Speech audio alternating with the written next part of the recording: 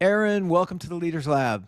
Thank you for having me, Ken. I'm excited. Yeah, for our listeners, you guys know I like to dive into the backgrounds of entrepreneurs and people that we work with and talk to. And I was stalking Erin this morning, and she on another podcast, and got to hear a little bit about her story. So, talk to me and take it as far back as you want to, but kind of where did things begin for you, Erin? What do you do now? I guess first of all, and then where did it all begin? And it's so weird to me because if I look at my life as being so segmented that it never seemed to make sense. But now as I got older and I'm doing what I do and you look back and like, oh, I see, you start to see the thread, right? Sure. It starts to finally come together. But what I do now, I'm a business consultant. The way that I describe what I do is I take business operators and turn them into business owners. Okay.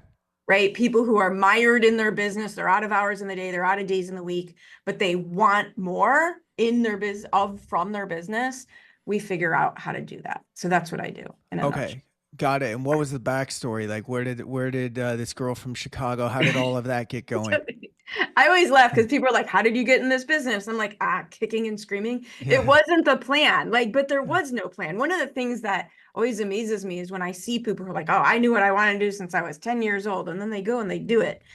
I had the opposite situation. I had no idea what I was doing. Sure. I never knew what I was doing. I just made sure I did a good job at it. But I laugh like the origin story, the Marvel and fan in me, right? The origin story is Chicago public schools in the 70s and 80s. And the good news is I grew up with people from, I think we counted 22 different countries. Wow. So, right. And which is amazing.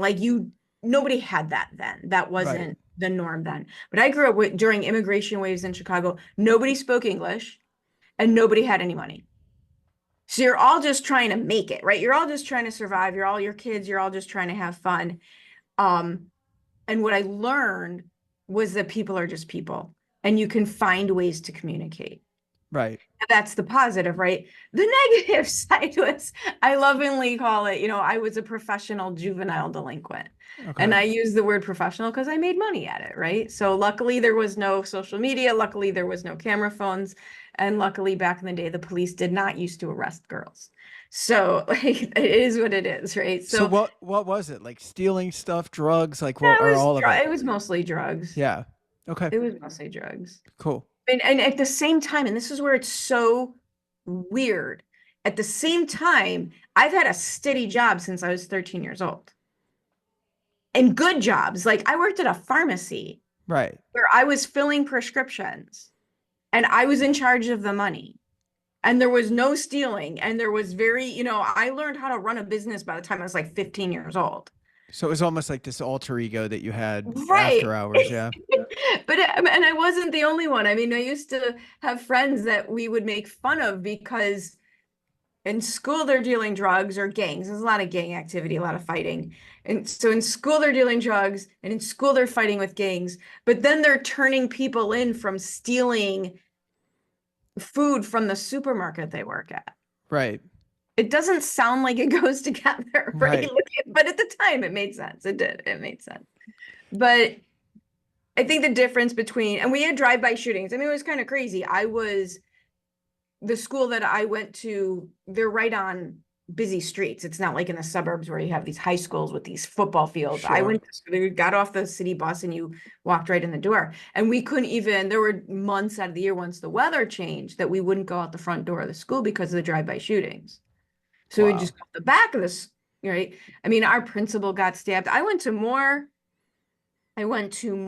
funerals during high school than like in the 20 years around it, as far as family members or friends and family members. Was the delinquent, kind of crime, little mini crime spree stuff? Was that? Do you think that was just a reflection of like your peer group, and that's just what Oh everybody yeah, did it was down just there? who And was there. yeah. Yeah. It wasn't anything. I mean, I have normal family. Right. Like my Right. dad was a cop. My dad Right. was a Chicago cop. My brother was on the swim team. He's only 2 years younger than me. He was not involved in that world. Okay. My mother was a beautician, right? Like it wasn't like we didn't have a ton of money, but we weren't hurting. We all got fed. There was no Sure. food Yeah, scarcity. like middle class It family. was right. Yeah. It was just who I found interesting at the time, right? Right. It was just who I found. My mom used to say that to my brother because my brother would complain, why does Erin get to do this and I don't get to do that? And my mom would just say, well, that's because anyone out here who would cause anyone harm is Erin's friend. So I really don't have to worry about her. It So was just normal. where did that lead to? I mean, did this continue throughout high school? Did it trickle into It, college? Like, what did it that did look like? not trickle into college because as Yeah. soon as I was out of the environment, those weren't my friends anymore. I Right. wasn't involved in the things. Right. Right. Eh, And here's where it's interesting when we have school reunions because we have people in my class who are doing amazing, amazing things. And we talk about how did more of us get out of this unscathed? And I think the trick was we didn't do anything so horrible, most of us, not all of us, Sure. that it actually ruined your future. Right. And to me, high school wasn't interesting. I had other things to do. Right. I was I in the worked. same I boat. worked. I worked 60 hours a week my senior year of high school. Yeah. I had to earn a living. I was way lazier than that, but I get your point. It's a middle necessity. I worked enough to be able to buy enough alcohol for the weekend, that was how Well, much I worked. and the interesting thing, and I'm not recommending this as a path for Sure. child rearing by any sense, but because I got that out of my system when it really didn't matter, Right. by the time it did matter, I was over it. I was Right. not a big partier in college. Yeah, I because and you hear about that so much, people leaving for college that were like the honor student in high school or the preacher's daughter or whatever, then they go Right, nuts when they are shipped out because they've never had any life experience and you sort of had yours exactly. done and dusted by the time you were 18 years old. Right. So I was the classes were more interesting. It was just such a different environment. And I didn't go to a great, I went to Illinois State because here's the thing, even though I got great test scores, if you don't go to school, they Yeah, give you so bad that's a grades problem. because That's of frowned on. attendance. Right. It's frowned on. They didn't have the technology to track where you were all the time. So, Right. it was easy to not go to school. Sure. It wasn't because I wasn't. Here's a big difference too. I've always been an avid reader. I've even in high school, I read all the books. I just didn't go to class. Right. I went to museum. My friends and I, yeah, we were out causing mayhem, but we were also going to museums instead of going to school. Yeah. So you were interested in growth and you were interested in learning and you were interested in culture. You just weren't necessarily That interested in the way it was being served up. right. And Yeah. so college was much more interesting, and I was no longer surrounded or needed to go to work Okay. as much, right? I didn't have to go to work as much. Um, I still had a job, but there was just more eye-opening opportunities, right? There was just a lot more opportunities to get involved in more interesting things. And so I went to school, and there, truthfully, you could practically test out of your classes, Right. right? The classes that I had to go to in order to do a good job at and understand it, I went to. And the classes, I'm like, this is easy, this is stupid. I would just show up for the test, read the book, and get my grades. What's the difference? Right. Yeah, as it should be. I mean, To really, me, right? yeah. I I mean, you're mean, there the to learn it. education system, right? Yeah. So, where did college take you? What did you major in and what did you end up doing as you got out of school? So I majored in journalism, Okay. which interestingly enough reinforced what I learned in high school about people are just people and how to communicate. Right. Because as a student journalist, I was given access to people and things that I never would have had if I was a young reporter. So I Why? was writing because they would make time for us, Okay. right? So it was almost like the reporters doing it as a profession. They're like, I don't want to talk to you. Like that's your Right. job. But if they're doing it for you, it's like they're helping out the school. They're They're helping a helping out the kid. school. Yeah. And because I was in central Illinois, I wasn't in Springfield, which is the capital of Illinois, but we were close. And so I was 19, 20 years old, and I got to interview Mike Madigan before he went to the federal government. I Wow. got Okay. right? Like, who gets to do that? Practically dropped out of high school, and here I am 2 years later interviewing Mike Madigan. I got to interview Paul Simon, which is if you've ever heard of him, like he was just the creme de la creme of politicians and such an amazing human. And I covered murder trials Wow. and I covered local government, and they would talk to me, they would answer my questions. And so once again, what I learned was people are just people. Right. You can just talk to people. People are just people, and how to communicate with intent. It's so, plus I think it's my natural, like this is the way my brain works. Yep. So it was helpful. It was all kind of coming together. And so I come home from college and you need a job. And I graduated college in 92. Is that when it was? No, 88, 92. It's been a while. It's been a few years. I don't even remember anymore. I think it was 92, but it was during one of the recessions. It was not a great time to come out of college. Right. But I got a job right away in property management, which just makes me laugh because by the time I was 25, I was managing multi-million-dollar 700-unit apartment complex. Like, who gave 25-year-old Erin their multi-million-dollar asset to be in charge of? What were they thinking? But I did it because my mom did it. My mom was a leasing agent, and so she would take me to work when I was a kid. And you couldn't do this anymore. It's like, here, go show so-and-so that vacant apartment on the 35th floor. Like, Sure. do that now. But that's what I did. So it was easy for me to get a job saying, yeah, I've been doing this for years. And then what really was happening is the theme through all of that was I was always had to be responsible for myself. Yes, there was a roof over my head, there was food on the table, but anything else that I wanted, I had to pay for. Mm-hmm. And so, and now, I didn't live at home after college. Mm-hmm. So I had to earn a living. And I very quickly realized if you do a good job, you get to earn a better living. And then I get to have more stuff and do more things. And that's what I did for like 20 years. I did a good job. That's all I did. I did a good job. I did a great job. Right. And it opened the next door and I said yes to the next thing. And showing up, I think this is what gets missed. And I don't disagree at all, by the way, with how too many corporate environments don't treat their people right. Like, that's not what I'm advocating. Right. If you're not, but you don't need a social movement to tell you to quit every job you're miserable at. Exactly. Yeah, that's a good line. Like, it kills me. Like, dude, I quit every job I hated. Sure. But I showed up. I said yes. I learned everything I could learn. And I did a fantastic job. Right. And it opened the next door. Yeah, I want to pause you there for a minute because I think that's I think it's so important. I mean, I remember I started working really young. Like, I did all the usual kid stuff like paper routes and everything. But then I actually had my first legitimate job when I was like 13 and in a restaurant. My sister, it's kind of funny. We both lied about our ages. She was 15 and I think lied and said she was 16, and then she You lied. used to be able to forge the little. Yeah, they never checked. I mean, and they liked her, and so she got me into this. She was a hostess at this restaurant. She got me in as a dishwasher, saying that I was like 15 with a work permit or whatever. Right.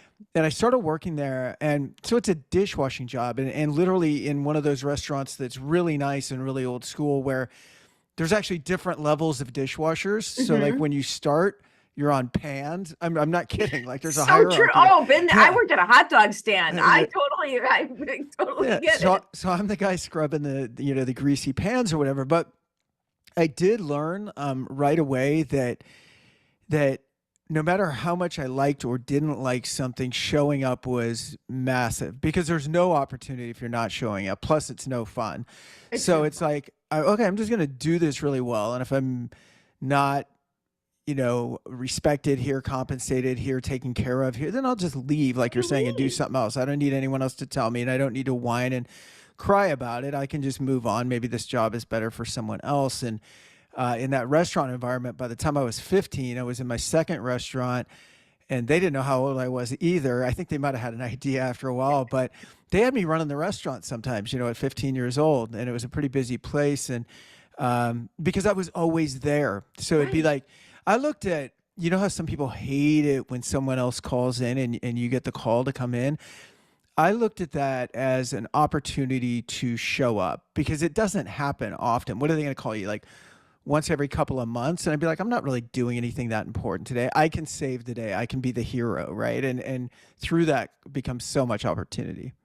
It absolutely. And again, we both saying the same thing. If the job treats you like like crap, if the job doesn't meet your needs and you're not, then walk away. Right. But so many people, and what we're both really saying without saying it is there's zero sense of entitlement. Right.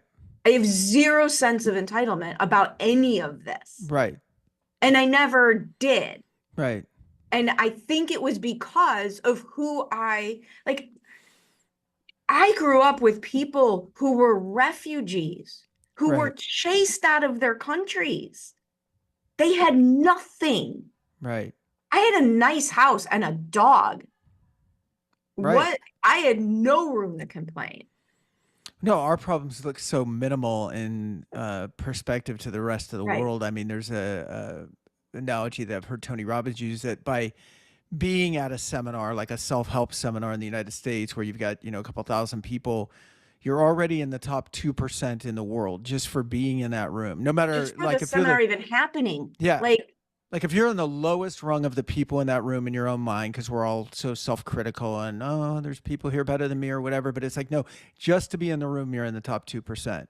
So it's kind of funny because so many people that are that complain about I like Occupy Wall Street and 99%. And don't get me wrong, there's there's massive a lot income of stuff. disparity and stuff. Yeah, stuff I could dig in there. I'm not trying to be political, but a lot of Right. the people protesting are actually in the top 2%. You know what I mean? Right. It's like you are the thing you're complaining about, whether you realize it or not, if you Right. look at it globally. And right. And I'm in school with kids who are taking 3 buses to get out of the projects. Sure. The fact that I took 1 bus instead of 3 buses and a train, you know what I think that was one of the big differences is because nobody had anything, Hmm.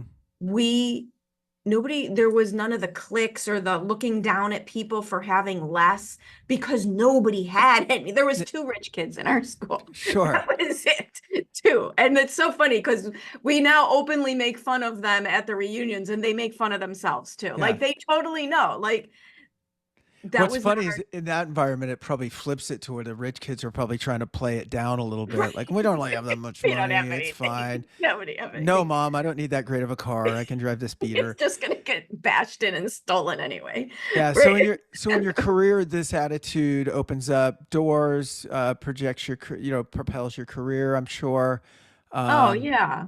yeah. I had amazing mentors, and I think that's the other thing is I always say I was lucky enough, and I do understand that they showed up in my world because I showed up in my world and I was ready for them. But I had amazing, amazing mentors. Both I was in commercial real estate and then in the financial services world, and I had amazing mentors in both of those places who poured into me way, way, way above and beyond a boss or anything expected. Right. Um, I say all the time, they took me into rooms that were way above my pay grade. They spent meals with me as I took my notes and we would sit down like, what did that mean? What did that mean? What did that mean? And they would just explain it to me over and over and over again until I understood.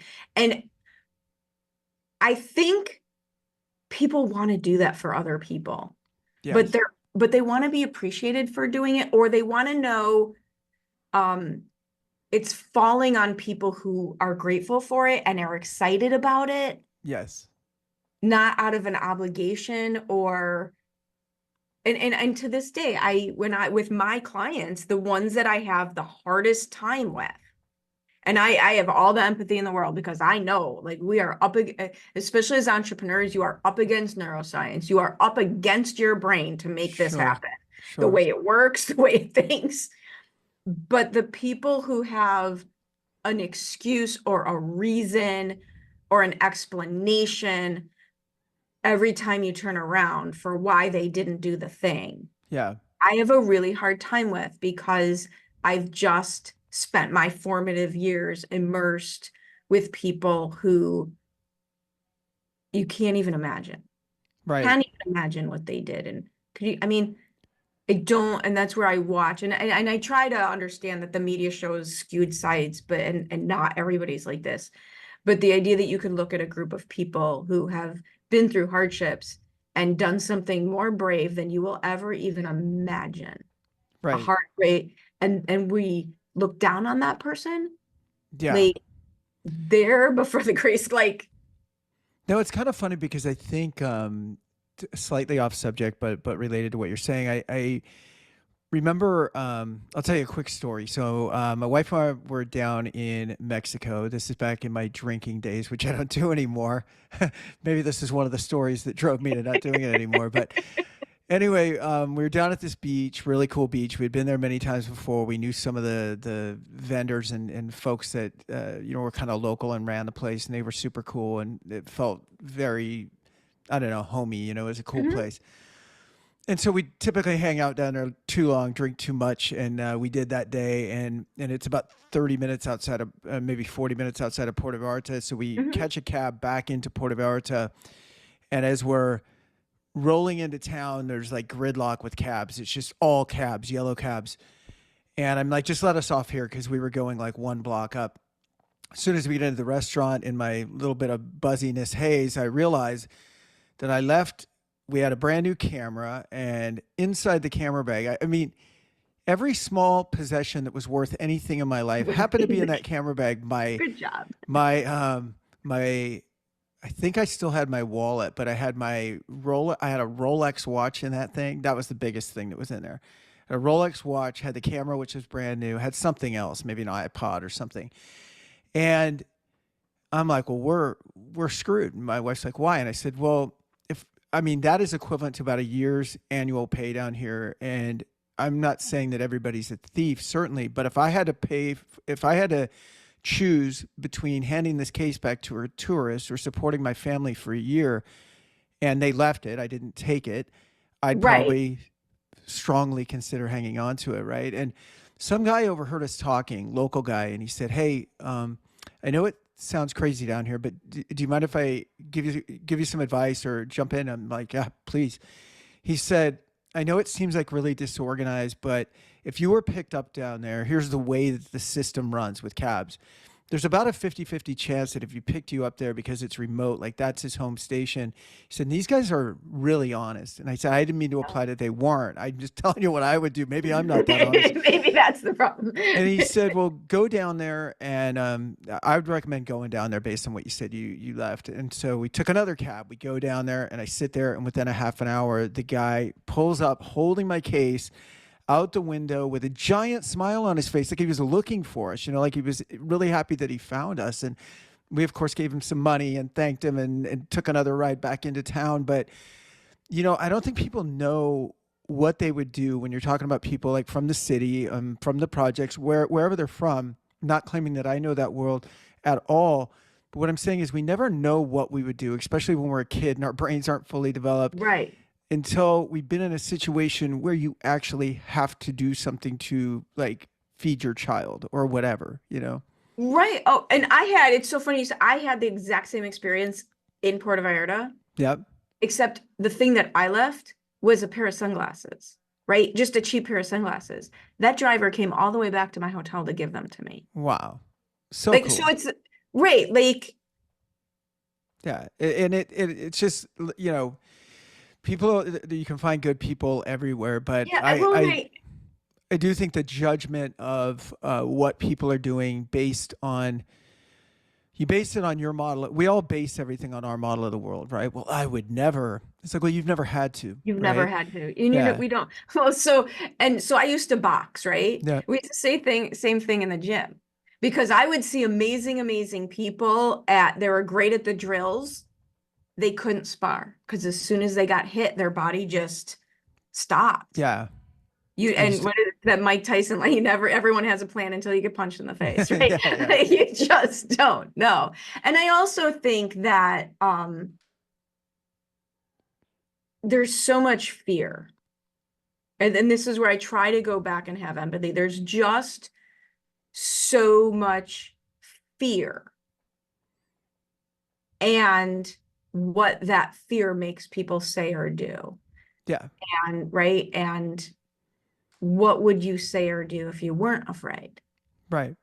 And fear is the limiter to everything I think that we Everything. want. It literally is and we call it different things because it Yeah. doesn't really sound awesome to say I'm It's- afraid. So we say things like I'm stressed, I'm overwhelmed, I don't have the experience. I don't know if I don't know but what to do. I don't yeah, know what to do. That's what they tell me. I don't know what to, or I was so busy. yeah.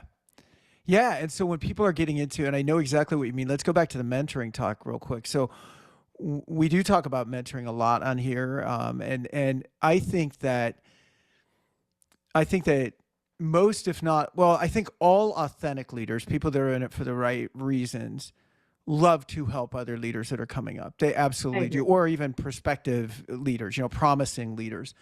But like you said, that needs to be a reciprocal relationship. And what they don't like doing is wasting time, right? Mhm. So if you want to find a great mentor, seek them out and be very serious and execute on the things that they talk to you about.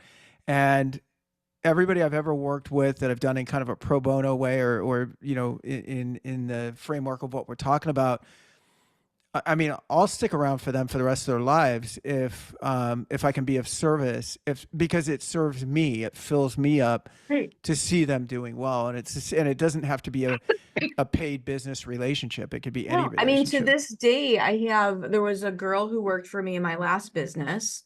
When she started working with me, she had just come out of an extremely toxic work environment to the point where I was almost worried in the beginning, like, this isn't going to work out because I'm very direct. I move very quickly. You gotta have, I mean, I'm not a jerk, Right. but I like people who stand up to me. I can't, Sure. you have to meet me with that energy. And I was a little worried that it wasn't going to work, but there was something there, right? There was something there. So we waited and we worked on it and she turned in amazing, amazing, amazing, amazing. When I shut that business down, I got her a new job. And a few years later, when she didn't want that job anymore, she called me and within 24 hours, I got her a new job. Nice. Like, That, because, right? I mean, it's just the relationship. yeah. And you'll go out of your way for the people that you feel like you should go out of your way for, Yeah. right? And so how did these career experiences get you into coaching? How long have you been in it, and how did you get into it? So it was more of like doing it without getting paid for it and not realizing that was what I was doing. So when I was at the insurance, so my big fancy title before I left corporate was Senior Vice President of Business Development of the largest long-term care insurance wholesaler in the country. So my job was to put together the banks, broker dealers, financial planning groups, Mm-hmm. and the manufacturers of long-term care insurance, Prudential, MetLife, Genworth, John Hancock, right? I was the middleman who let these people work with those people. Okay. And then the other part of that job was training the advisors on why it was so important for them to sell the product and how to talk about it and how our company could help them. So basically, if you know anything about financial services and long-term care insurance, what I did was teach financial advisors how to talk about a product they hated selling to people who didn't want to talk about the problem. Right. Right. And that's what I did. It's weird. Life insurance, everyone's like, yeah, we're all going to die. But God forbid you talk about being sick for a while and needing help. But Right. nobody wants to talk about that. Right. They want to talk about dying. They don't want to talk about lingering, right? Like that's the difference. And so I did that. And again, that's where I just really honed in on the business acumen. What I didn't realize what I was doing at the same time was I was the person who was working on the special projects with the really, really high producing agents. Mm-hmm. So I was coaching and consulting. It was Right. just part of my job. It was just part of my job. And then when I was there for 12 years, and when I left, and I left because I just wanted something of my own. I was like, there's got to be something more to this. I want to go see what it is that I can do. And so I left a good job with great people. I didn't leave in anger or slamming any doors. Sure. And in the franchise world, I got my office to the top 10 out of 200 offices in about 18 months. And what kind of franchise? It was working with families with aging parents, helping them through the downsizing process. Okay. So that same market, because in my very naive brain at the time, I thought it would be exactly the Yeah, same. kind of How to do related. this, Yeah. right? It Yeah. was related at least, Yeah. right? Little did we know. But so I'm like, at least I understand the market, I understand the players. So in that business, because I knew business and marketing and client acquisitions and operations and team building, because I knew business and finances, I was able to do very well. And so two things were happening at the same time. One, the franchisor would hire me to train new franchises. They'd have me speak at their events. I was helping them create the systems that they were then giving to the franchises, which was fantastic. And at the same time, because it was a geographically based business, when it was my turn at the networking group to talk about my business, everyone's like, yeah, aging parents, but why are you making money? Talk about that. Right. Tell us about that. And so I found myself in that arena also helping the vendors who I was working with, my networking partners, like my business friends, and I was helping them with their businesses. And so I got here by finally stopping doing everything that was keeping me from being here Right. that I thought I was supposed to be It's doing. almost like the universe was pulling you towards the thing that was your gift, but you kind of felt the need to be on the treadmill earning money in these other Right. things, right? So And it I was didn't almost like it didn't know. dawn on you that you could actually No, make money doing this. not at all, because I didn't know this was a thing. I Right. didn't know coaching was a thing. I didn't know business. Blue collar in Chicago, you go to school, you get a job. Yeah. Go to corporate, you keep your job, you get a job, you get a job, you do good at your job, you get a raise, you get a promotion. Right. The, the closest thing I came at that point was a franchise. Right. And let me tell you, like, you don't want to tell your mother that you're leaving the multiple six-figure fancy boardroom job to go try this thing over here, right? Sure. Sure. So I didn't know what an entrepreneur was. I didn't know that world existed Right. until I had my franchise, and now I'm out networking, and now I'm out getting exposed to these other things. Right. And so you went almost in steps. You went from corporate Yeah, to franchise, which is kind of in the middle, to in the then middle, like, okay, I'm totally. solely out on my own. What are some of the challenges with that though, even though you're coaching people on like mindset and fear and breaking through it, and is you go from making several $100,000 a year to Making probably, $11,000. and I'm Like, sure that was literally. fun. So much How did you fun. deal with your own fear during that time? Well, I didn't know. I didn't know. So again, even with the franchise, so that was a framework, right? When you buy a franchise, what you're buying is a system. And Hmm. it wasn't a brick and mortar, it was still a service-based business. But you're buying a system, even if it's a young franchise. Yeah. And so I still had a framework. I Right. still had a product. I mean, I got to choose how to price it, but that's not hard. But I had a product portfolio to some extent. I had a target market given to me. Hmm. I was still ultimately, I was still selling someone else. I was selling this like I wasn't selling Erin. Right. I was still selling a product, a service that was separate from Erin as a person. So you still looked at it as, hey, this is a system. I'm good at execution. And if I come in and just run the playbook, I'll probably be fine. And that gave you Exactly. probably a certain level of certainty. Right. And I created the playbook of business. I was great at business. I'm very good at Right. business. I love the puzzle of business. This is what I figure. I love, like, my strength finder is a strategic thinking, visionary learner. I love the puzzle of business. Hmm. And the difference was once I had zero framework, and once I was just inundated with a million people telling me what I should be doing, because that was new for me, and how to make it work. It was like the realization is two things. Well, first, the realization was you think you're so smart, you think you're so wonderful because you did so great and you got all these accolades, but those are all external accolades. They're Mm. all external accolades, the raises, the promotions, the bonuses. are external accolades. And when you're out there on your own, there's no external accolades. Right. And so that was one. And number two, like, you realize the horrible truth is you were massively successful. Yes, you did the work, but it was on a very narrow path that somebody else created. Mm-hmm. And once there's no bumpers in those gutters, all hell Right. breaks loose. Right. Now fear can creep in. Now I was never fearful in corporate Right. because I had a huge, wonderful company at my back. Right. And And I you really, knew in your own abilities that you're like, you know, even if the recession hits or whatever, I'll probably be fine or I whatever. Right. always Like, I got mean, another job that was yeah. never Yeah. right. And so a good friend of mine, it's since been much more kindly reframed. It wasn't Erin's year of failure. It was Erin's year of reflection. It was really needing to figure out where I fit. Right. And that's really what it was. The reason I didn't make any money is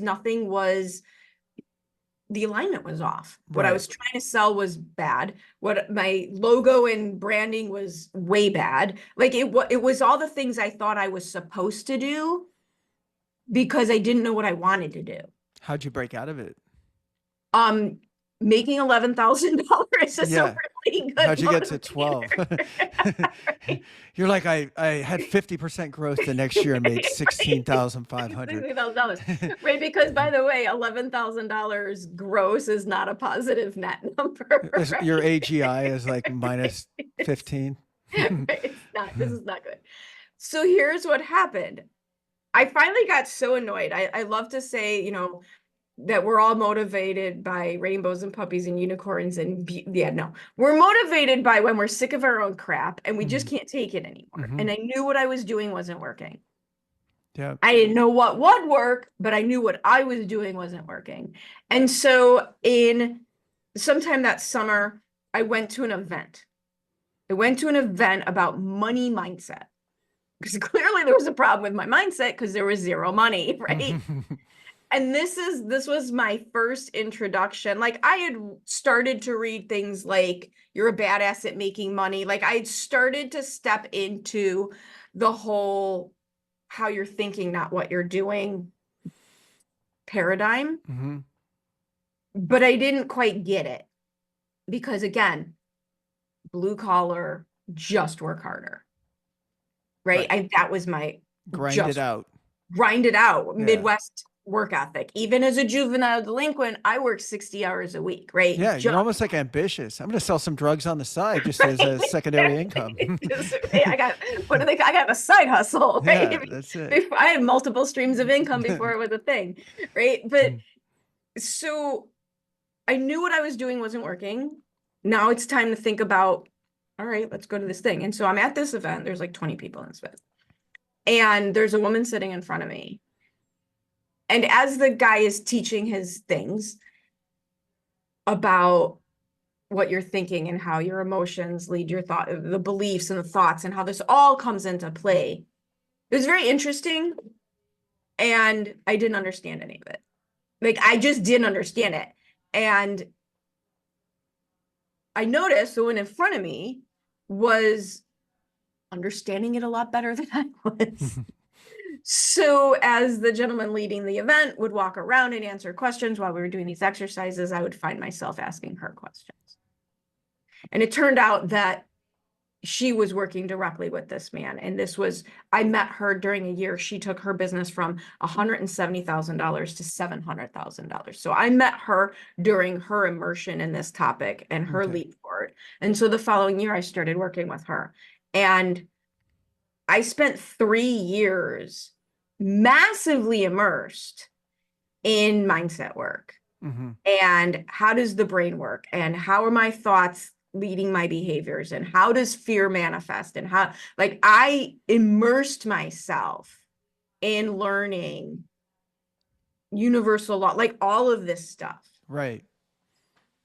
And it was working, right? So in 2018 I made $11,000, and in 2019 I made $60,000, and in 2020 I think we doubled to 120, Mm-hmm. and then I doubled again the next year, Mm-hmm. right? So it was very hard for me.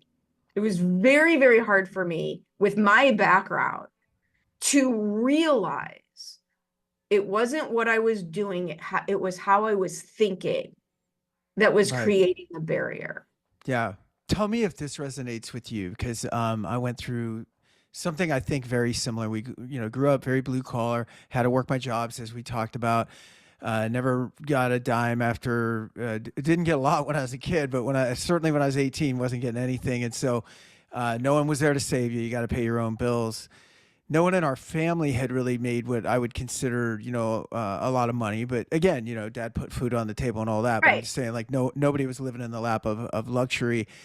And so I started building a business early on, and it did pretty well. And I remember, your environment, whether it's your parents, your friends, family, whoever, if you're getting to a level they haven't been to before, whether that's as an entrepreneur or in corporate or whatever, it's always like, oh man, you're lucky. You better hang on to that Must be job, nice. or Right. Yeah. whoa, like something's gonna happen, right? Like it's Yeah. almost like you won the lottery. And I'm blowing them off because I'm like, whatever, guys. Like you're just not doing what you need to be doing. Maybe I'm staying focused on the path, and I end up selling that company. I go into a corporation. I'm doing well, like yourself, made up to VP level, getting more and more people and things under management, and the money that comes with that. And then it ends one day. And when it ends, the fear kind of starts coming in along with the identity crisis that you have as part of that. Oh And yeah. you go, well, maybe I'm not worth that 100%. much money in the general market, right? Maybe because I think we get what we expect a lot, right? And I Every think, time. yeah, and I think, yes, when I was in corporate, I built up to a level where I was like, I'm worth this much and more. Like you're getting a great deal, and you should be, but you're getting a great deal. You could pay me more, and it would be totally justified.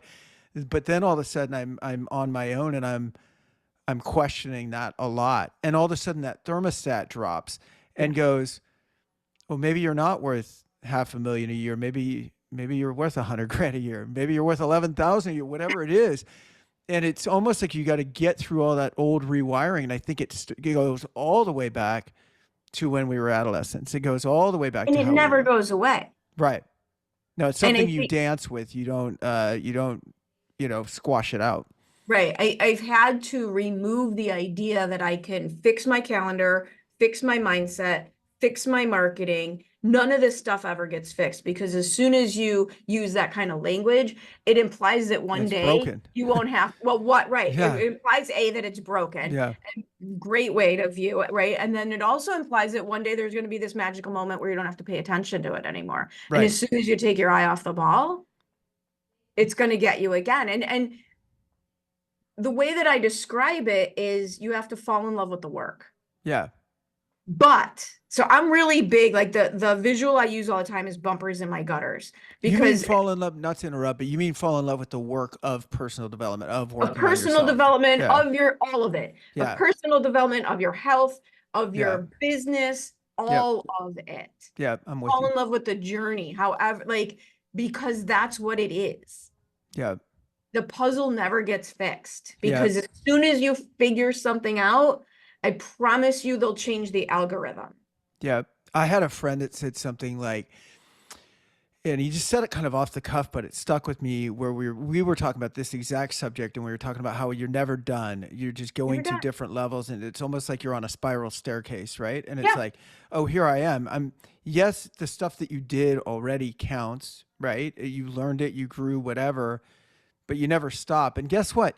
Who wants to anyway? I mean, do you want to be sitting at home at 62 with a clicker in your hand, Right, watching baseball right. games or something? My I mean, my boyfriend laughs at me because, so mhm. he's in financial services, and he made me take a retirement compatibility test where he like did all of his answers and I was supposed to do my answers. And the first thing it asked me was, what age do you want to retire? And I'm like, this is the dumbest question I've ever heard. Me too. And The he answer would was be like, never. right. And he's going, yeah, we know, you're going to drop dead on a Zoom call one day. We're going to have to pry your laptop out of your cold dead hands. Just pretend like that's not the point of this exercise. Yeah. Right. But it's The bumpers and the gutters, though, is that you need on one side to never stop wanting to improve, Mm-hmm. but don't get stuck in the story. Right. Right? You see so many people, right? I love the saying, as an entrepreneur, your business can never outgrow you. It's so true. But you see a lot of people fall so in love with self-help Right. that they don't take the action. They just want to, right? It's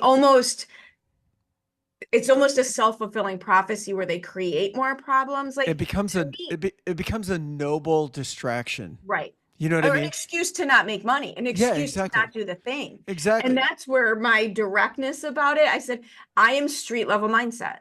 Yeah. My mindset part of my job is because I can make you a business plan. This is what I do. I know which parts need to be moved to go from growth to leverage to scale. Like I know how to do that.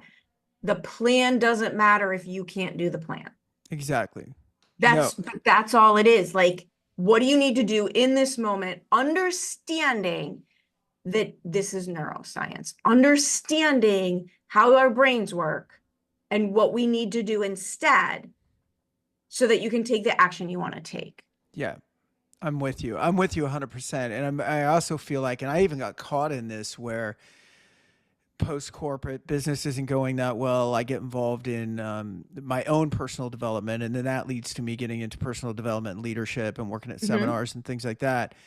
And that leads to me sort of hiding there because it's a noble It cause. becomes the new comfort zone. Yeah, and I can even say like, well, I'm not really leaning into the business that much right now because I'm flexing my Right? contribution It gives muscle, you language, right? It gives you and it better like language for who's your gonna excuses. who's gonna knock that? You know what I mean? And Yeah. people do it with spirituality, and they do it with all but which is your call. Like, don't get me wrong. There's monks with an amazing, I'm sure, life purpose that's their thing. Just know we just got to know for ourselves when we're bullshitting ourselves, right? Where I'm Right. going, I'm not on Yeah. a contribution journey. I'm on a I'm not avoiding my fears my journey, LinkedIn journey, masked right? in contribution, which is at Right. least a decent vehicle to be using in the meantime, but Right. probably not great for me long term to get to where I want to get to. My whole thing is you can have whatever you want. Hmm. You can decide you want a $50,000 business. You can decide you want a $5 million business. There's no wrong answer. There's Sure. no wrong answer. As long as you're doing it because that's what you want Right. and not because you're settling for it because you don't think you can do more. Yeah. Great point. I love Like, that. right? As long as it's actually your choice. Yes. If it's Yeah. actually your choice, more power to you. Not everybody. I mean, if this were easy, everyone would be doing it. Like, this is not for everybody. Right. But choose it because you want it, not because you think you have no other options or you're settling or And I would say that whether it's a business or your corporate job or whatever you do during the day is just stop totally. approaching things from a robotic standpoint. I mean, if it's not fulfilling you, figure out either, and I'm not even saying throw it out. I'm saying figure out how it can, if it Mhm. can, and if it can't, at least make a plan to move out of it, right? But don't be Sometimes it's unhappy. just a perspective switch, Yep. right? Sometimes it's just perspective. And sometimes, like, this is, you come up with a word for the year, and sometimes the word finds you. But everything right now in my world is about intention. Hmm. And people live by default. People Yes. live in reaction mode. People live by default. Yes. And that has nothing to do with money. Yep. That has nothing to do with money because I volunteer, I moved last year, so I haven't found a new spot, but I volunteered once a week for like 15 years in order to be immersed in the thing that filled my cup. Right. Do it with intention. Right. Just No, I agree. And this you get one turn, right? the You get one turn at this. I yeah, don't well, and the walking around taking what's served to you. I had a guy on that is a good friend of mine and a really good author. His name's Tommy Rosen, but I had him on for an episode where we talked about life. For a lot of people, life is happening to them. right. And then for some, life is happening for them, even when it's tough. And then for a very small margin, sometimes life actually happens through them, right? And I think that's really what we're talking about a little bit here is don't be a victim. Don't wait. You get to control things. But it's been an amazing talk. I can't believe we've been I don't even know what on for time so it long. is. Yeah. So I'm going to make sure to put all the ways to get in touch with Yeah. you in our show notes. Anything else that you want to close out with before we go? I think it's just, if you're in this, right? If you're in the muck, and I mentioned to you before, before we hit record, I'm currently going through some muck. I mean, that Hmm. doesn't, right? It Yeah. ebbs and flows. I get real black and white in those times. Hmm. Life is either happening to me or for me. Life is either, right? I'm either moving forward or away from. And I think sometimes getting really, really black and white Yeah. helps you stay moving forward, Yeah. because it's in the mushy middle where the ambivalence happens. I agree. I mean, it's almost like, what is this really? What can we do about it? How do we move through it? Right. 100%. Yes. Awesome. Erin, so good to meet you. Thank you so much. I love this. This is amazing. All right, cool. We'll talk soon. Take care. Awesome. Thanks.